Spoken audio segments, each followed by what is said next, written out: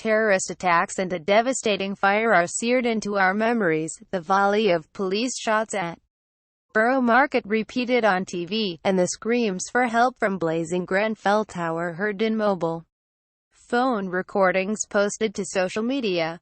At least 89 people dead altogether. Then there was the election result. Less traumatic, of course, but still, another shock.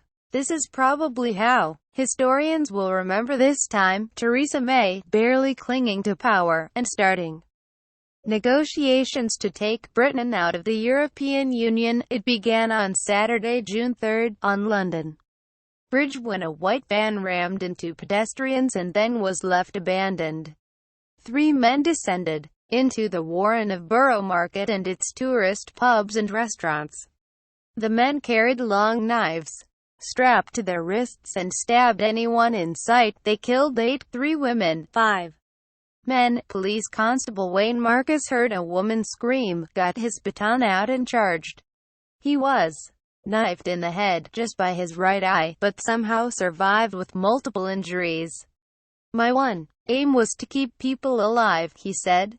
"Just keep people alive." Photo essay. No break for Britain. The Grenfell Tower fire in West London claimed the most lives, at least 80. The 24-story tower block was rapidly engulfed in flames in the early hours of Wednesday, June 14. You couldn't escape the horror of it. The images of a tower turned in minutes into an incinerator. The emergency services received more than 600 calls that night from people trapped inside. Walls and railings remain festooned with photos of the missing.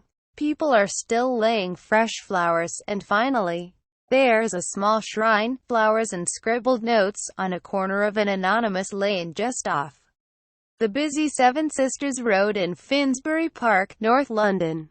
In the early hours of Monday, June 19, a white van veered into the lane and plowed into a group of mostly Somali worshippers standing on the corner. 1 man was killed and 10 others injured. June in London has been a month of chilling stories, sounds and images. But there have been some redeeming moments and much heroism.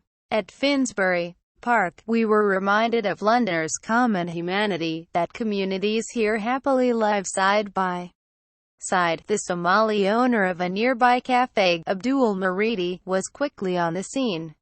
Maridi, 29, was the first to spot that one of his fellow Somalis had been trapped under the van with serious injuries. It took some 30 men to lift the vehicle, including 3 tattooed white Londoners. Maridi called them over to help. He didn't know their names, but he was grateful they lent a hand.